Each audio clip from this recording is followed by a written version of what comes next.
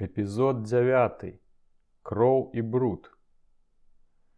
Сцюдзёны вецер матляў аканіцы, тармасіў дахі, свістаў на вуліцах, пераносіў аблокі пылу. Кароткая летняя ноч была цёмная, хоць вока выкалі. Навокал савецкага кааператыва нумар 11, які забяспечваў бальшавіцкіх чыноўнікаў і работнікаў скупымі харчовымі пайкамі і мізэрнымі рэчамі, кружлялі таемныя цені. Гэта былі Казік Марацкі, Баран, Ясь і электраманцёр Мікалай Мішчанка, які знайшоў гэтую работу і паклікаў на яе хлопцаў. Ён даведаўся, што напярэдадні ў кааператыў даставілі муку, соль, запалкі, цыгарэты і алей. Сярод запасаў былі нават скураныя падэшвы, мыла і цукеркі. Тавары выдавалі асабліва заслужаным бальшавіцкім работнікам па спецыяльных картках. Усё гэтае дабро засталося ад немцаў, якія, пакідаючы горад, не паспелі яго вывезці. Пры кааператыве была кватэра кіраўніка, дзверы з яе вялі ў краму. Работу было выканаць з боку галоўнага ўвахода. Перш за ўсё ў вялікім ахоўным шчыце, які прыкрываў праўдзівыя дзверы, яны прасвідравалі цэлую сістэму адтулін, каб прасунуць рукі і зняць крукі ды масіўную жалезную завалу. Гэта заняло процьму часу. Пры гэтым арудаваў Казік Марацкі як найбольш дасведчаны ў такой рабоце. Нарэшце цяжкі, велічэзны шчыт можна было адвалачы ў бок. Праўдзівыя дзверы таксама трэба было свідраваць, бо знутры яны былі добра абароненыя. Яны зрабілі з долу досыць буйны праём і праз яго прасвідравалі ўсяго некалькі дзірак у апошніх лёгкіх дзвярах. Потым нажом выразалі дзвярную панэль. Марацкі ад гэтай справы моцна стаміўся. Дапамагаў яму Коля Мішчанка. Ясь і Баран у якасці свечак вартавалі з дзвюх бакоў вуліцы. Ва ўсіх была зброя. Калі лаз быў гатовы, Мішчанка, які выйшаў з дому босы, запоўз у сярэдзіну. Аднак і знутры дзверы было цяжка адамкнуць. Гэта нарабіла б шмат шуму, а за сценамі крамы спалі людзі. І так вялікай удачай было, што блатныя праклалі ход у краму, не прыцягнуўшы нічыёй увагі. Таму трэба было выкарыстаць лаз як адзіны шлях, праз які можна было вынесці здабычу. Казік Марэцкі таксама разуўся і ўлез у краму. Удваіх яны ўзяліся за справу. Ясь і Баран звонку забіралі падаваныя тавары і адносілі іх за рог дома, каб яны не ляжалі з боку вуліцы. Злодзеі выбіралі толькі самыя дарагія і неабходныя рэчы. У хуткім часе праца была закончана. Але і да канца ночы было ўжо блізка. Блатныя занепакоіліся, што не паспеюць перацягнуць тавар нават у найбліжэйшую маліну. Тады Мішчанка распавёў, што ведае добрае месца, дзе можна схаваць здабычу да наступнай ночы. Недалёка ад кааператыва жыла Мішчанкава цётка, якая цягам некалькіх гадоў будавала невялікі драўляны дом, бо стары знаходзіўся ў жудасным стане. Дом быў ужо накрыты дахам. Мікалай запэўніў, што там ёсць зацішныя закуткі, каб добра ўкрыць тавар. Злодзеі пагадзіліся. Блатныя аддзялілі такую колькасць самага дарагога тавара, якую маглі забраць з сабою, а рэшту пачалі перацягваць паводле ўказанняў Мікалая ў заулак непадалёку. Мікалай пералез праз высокі плот, які аддзяляў падворак ад завулка. Супольнікі падавалі яму тавар паўзверх штакецінаў. Скора было па рабоце. Мікалай перанёс тавар у незакончаны дом і там яго прыхаваў. Пачынала днець. Блатныя спешна вярнуліся па апошнюю партыю тавара. На вуліцы перад кааператывам, які быў па праўдзе толькі размеркавальным складам, яны пазаціралі сляды ад ног і вылілі слоек карболкі, каб міліцэйскія сабакі, якіх маглі задзейнічаць у вышуку, нічога не ўчулі. Потым яны ўзвалілі на плечы рэшту тавару і падаліся на маліны. Казік Марэцкі пашоў да Мішчанкі, Ясь і Баран да касі залатой трубы, у якой хаваўся Баран пасля сваіх уцёкаў з турмы. Ясь планаваў ісці дадому спаць, ведаў, што Настка дакладна непакоіцца праз ягоную адсутнасць, бо ён не меў часу папярэдзіць яе, што не вернецца на ноч. Супольнікі дамовіліся, што забяруць і перанесуць тавар да Мішчанкі заўтра ўночы. Баран уже 5 дзён знаходзіўся на волі, але паўлінкі яшчэ не адведаў. Яму аж смылела, каб пайсці да яе, але ягоныя чаравікі развальваліся, а адзенне ператварылася ў лахманы. Калегі прапанавалі яму свае запасныя транты, але Алік узяў толькі бялізну, а адзежу і абутак загадаў зрабіць на замову. Не хацеў паказвацца сваёй каханай не пры парадзе. Разважаў так: калі вытрымаў столькі месяцаў без яе, то мог пачакаць яшчэ пару дзён, каб паўстаць перад ёй ва ўсёй красе. Акрамя таго, ён асцерагаўся, што генты могуць шукаць яго ў дзяўчыны. Некалі ён быў зарэгістраваны разам з паўлінкай, праўда, пад іншым прозвішчам. Я з цягам апошніх дзён пільнаваў, ці не сочыць хто за кватэрай, але не заўважыў нічога падазронага. Хлопец нічога не расказваў свайму настаўніку пра паўлінчыны паводзіны. Не хацеў яго засмучаць. Ён ведаў, што для Аліка гэта быў бы страшэнны ўдар. Знайсці прытулак для барана было цяжкавата, большасць малін была ненадзейная. Нарэшце ўзгадалі пра Каську, залатую трубу. Жанчына ахвотна прыняла Аліка на кватэру. Яна была ў няспыннай жалобе па сваім каханку Петьку быку, якога ў пачатку года павязалі на дробным крадзяжы, а месяц таму расстралялі. Ягонае прозвішча апублікавалі ў газеце ў спісе вязняў, пакараных смерцю на Камароўцы. Касцы найбольш балела тое, што Петька значыўся ў рубрыцы сярод расстраляных за контррэвалюцыю. Калі баран прыйшоў на маліну, з-пад схову выпаў Смілы і кінуўся яму насустрач, хапаючы яго зубамі за лыткі. Не знаходзіў месца ад радасці. Баран узяў сабаку на рукі. Мілы аж трапятаў ад захаплення. Алік таксама ўзрадаваўся, пабачыўшы звярка. Прамовіў да яго сцішаным голасам: «Спакойна, спакойна, мілы, цяпер зажывём. Забяру цябе і паўлінку ў Вільню. Там будзе для нас рай. І паўлінка цябе палюбіць. Кумекаеш, цюцька?» Сабака нічога не разумеў, але цешыўся разам з гаспадаром.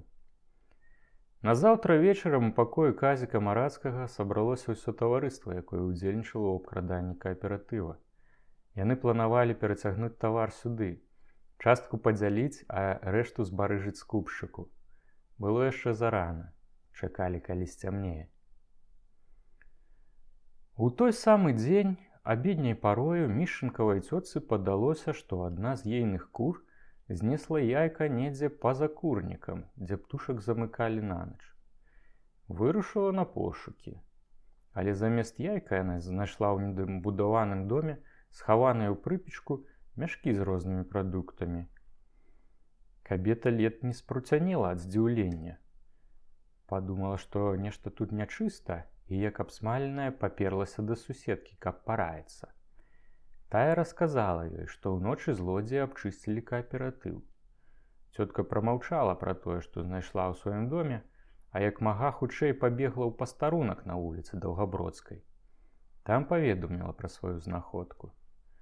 Міліцыянты адправілі яе дамоў і забаранілі яшчэ каму-кольвіч распавядаць пра гэта.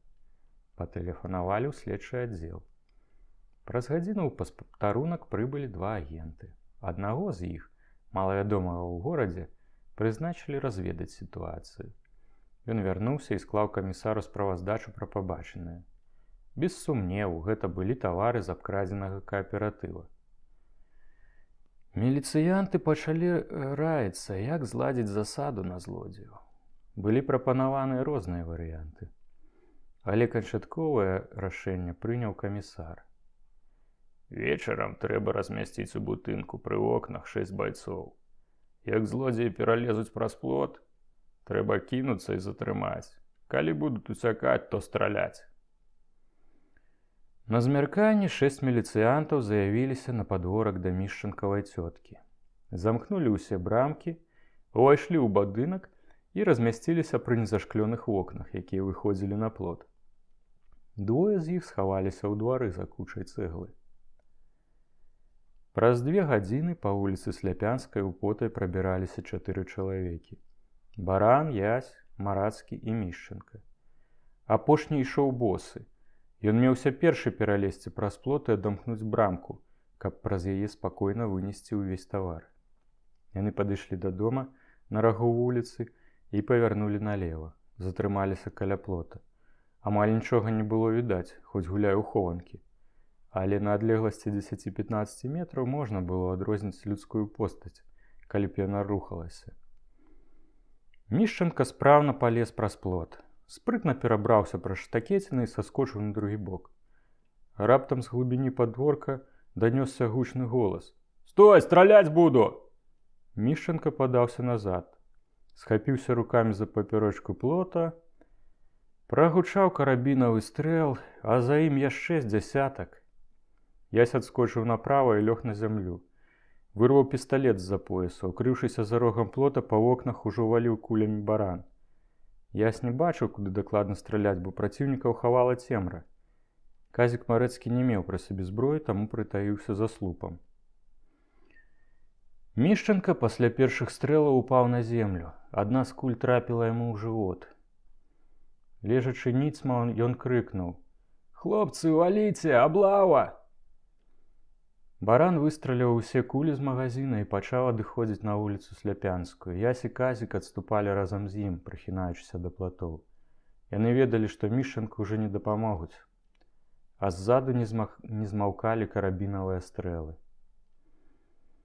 Блатныя ўляцелі ў дом Мішчанкаў, папярэдзілі ўсіх сямейнікаў пра небяспеку і пачалі ліквідаваць маліну Казіка Марэцкага, выносіць трэфныя рэчы, пачысцілі ўсё з кватэры і замкнулі яе на замок. Яны чакалі, што міліцыянты праз нейкі час выкрыюць прозвішча раненага Мішчанкі і з'явяцца сюды са следчымі. Куля цяжка раніла Мікалая Мішчанку ў жывот. Яго прывезлі ў шпіталь на вуліцы Шырокай. Мікалай канаў. Два агенты следчага аддзела высветлілі на падставе знойдзеных пры ім дакументаў ягонае прозвішча і адрас. Ім было важна, каб ён выдаў супольнікам.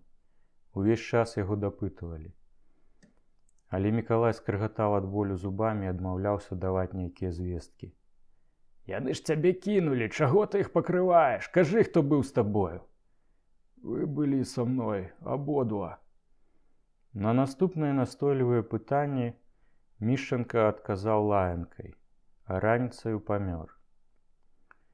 У доме Мішчанкаў правялі грунтоўны ператрус. Ён трываў цэлы дзень. Зрывалі нават дошкі з падлогі. Вымалі некаторыя цагліны з печы. Не знайшлі нічога падазронага, бо ад яго ўжо паспелі пазбавіцца. Узялі пад сумнеў толькі новы гарнітур столяра Андрэя. Убора так і не вярнулі. Андрэй некалькі разоў хадзіў у следчы камітэт і патрабаваў вярнуць гарнітур.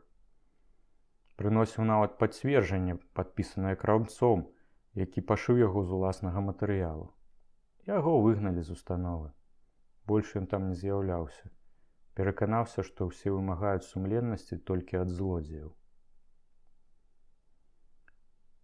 Убранне і абутак для барана былі гатовыя. Алік адзеў чыстую бялізну, пагаліўся і прычапурыўся. На змярканне рушыў на Залатую горку. Хваляваўся, яго раздзіралі сумневы, хоць і ведаў ад Яся, што ў Паўлінкі ўсё ў парадку, што яна гандлюе ў краме, дадому вяртаюцца вечарам. Алік не хацеў дакучаць Ясю, вельмі падрабязна яго распытваць, хоць насамрэч яго цікавіла кожная дробязь, звязаная з Паўлінкай. Баран некалькі разоў прайшоўся ходнікам каля Паўлінчынай кватэры. Кабета была ў дома. З вокнаў біла святло. Баран ціха ўвайшоў на падворак і наблізіўся ля ганка. Пабачыў невыразныя абрысы сабачай будкі. У паветры лунаў далікатны водар бэзу. Алік пацягнуў за дзвярную ручку і ўвайшоў у сярэдзіну сваёй былой майстэрні. У пакоі быў паўзмрок, толькі вузкая палоска святла выбівалася з Паўлінчынага пакоя. Баран зрабіў некалькі крокаў уперад. З-за сценкі прабіўся трывожаны жаночы голас. «Хто там?» Баран не адказаў. Стаў у дзвярах ейнага пакоя. Паўлінка раптоўна памкнулася да століка, пры якім сядзела ў адной бялізне. На памазаны крэмам твар яна акуратна носіла пудру. Рыхтавалася да прызначанага на сённяшні вечар спаткання з агентам. Яны мелі спаткацца о 9 гадзіне ў Кветкавым скверы і пайсці ў кіно. Семенцоў завітваў да яе штораз радзей. Паўлінка ўжо некалькі разоў сама хадзіла на сустрэчы з ім у горад. 2 разы заставалася ў яго на ноч. Алік не прамовіў ні слова, а Паўлінка, нібы ляснутая перуном, глядзела яму ў вочы. У ейнай галаве раілася ад думак. Што ён ведае? Чаго ад яе хоча? Як яго прывітаць? Чаму ён маўчыць? А баран усё глядзеў, як тады, калі пабачыў яе ўпершыню праз вакно ў швачкі балі. У ягоных вачах гарэла захапленне і таіўся боль. Ззяла каханне, напоўненае журбою. Ён не заўважаў больш прывабнай жанчыны, сваёй каханкі, сваёй мары. Прымячаў толькі чар гэтай вясны, незнішчальны, вечны, магутны. Алічак, каханы! Паўлінка падбегла да барана, абвіла ягоную шыю голымі халоднымі гладкімі рукамі і пацалавала. Яна хітравала, баранілася на ўсялякі выпадак. А можа, ён усё ведае? Прыпала да ягоных вуснаў. Адчула цяпло мужчынскіх слёз. Адступіла. Слёзы ляцелі ўжо і па ейных шчоках. Іх выціснуў страх, пачуццё віны і неўпэўненасць сітуацыі. Алічак, я такая няшчасная. Мне адной так блага было. Чаму ты нічога не гаворыш? Што ж я табе скажу? Ну як так? Столькі часу не бачыліся, а ты маўчыш. Я думаў, што ты даўно ўжо пра мяне забылася. Можа, не хочаш ужо са мною быць? Ні на адзін мой ліст не адказала. Як можна так казаць, Алічак? Я толькі пра цябе і думала. А пісаць не было калі. І хто ведае, як такое высылаць? А я ўся ў працы ад рання да ночы. Аж неяк мусіла выжываць, даваць рады. Ніхто ж не дапамог, сама зарабляла. Паўлінка расчулілася сама над сабою і пачала плакаць. Баран наблізіўся да яе і пяшчотна дакрануўся далонню да голага пляча. Добра, Паўця, я не крыўдую на цябе. Я хацеў толькі запытаць, ці я цябе не перашкаджаю? Баран чытаў з паўлінчынага твару і ейных вачэй, што зрабіўся для яе нібы іншым чалавекам, не тым, кім быў раней. Калі я табе перашкаджаю, то навязвацца не буду, не думай сабе такога. Пайду ды ўсё, знайду сабе месца, як мілы. Я заўсёды цябе шанаваў і зычыў толькі добра. І цяпер таксама зраблю, як скажаш, паслухаюся. Як ты можаш так казаць, не сорам табе? Фу, які ты подлы. Паўлінка заламала белыя рукі. Алік змякчыўся. Ён хацеў верыць у сваё шчасце, хацеў выкінуць з душы недавер. Падышоў да Паўці і з лёгкасцю падняў яе, як дзіця, ўверх. Добра, Паўця, што было, то быллём парасло.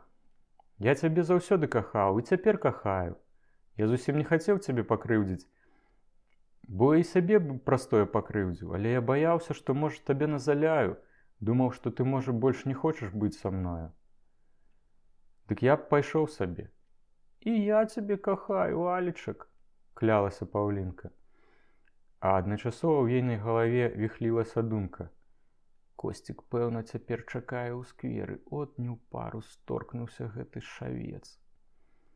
Але яна таіла свае думы, тулілася да барана і пляла глупствы. Раптам прыпомнілася ёй, якую навуку даў ейны бацька, калі баран пакінуў яе на некаторы час. Ты сама ведаеш, чым сучка сабаку пры сабе трымае. А самае галоўнае, даглядай яго, каб не быў галодны, каб меў усё, што любіць. Пытайся пра здароўе, а сама думай, каб ты здох, халера. Гэтак ты з яго не толькі грошы злупіш, але і скуру. Паўка пачала адштурхоўваць Аліка ад сабе. Алічак, каханы, ты ж галодны. Цябе ж трэба накарміць, а я здурнела ад радасці. Выбачай, але так расхвалявалася. Баран не адпусціў яе, асцярожна паклаў яе як скарб на ложак, і жарона горача і моцна яе песціў. Паўку заўсёды дзівілі ягоная раптоўнасць і адначасовая чуллівасць, з якой ён яе браў як жанчыну. Баран лічыў, што гэтак здабывае ейнае сэрца, дораць ей задавальнення, бо не шкадаваў бы для яе свайго жыцця.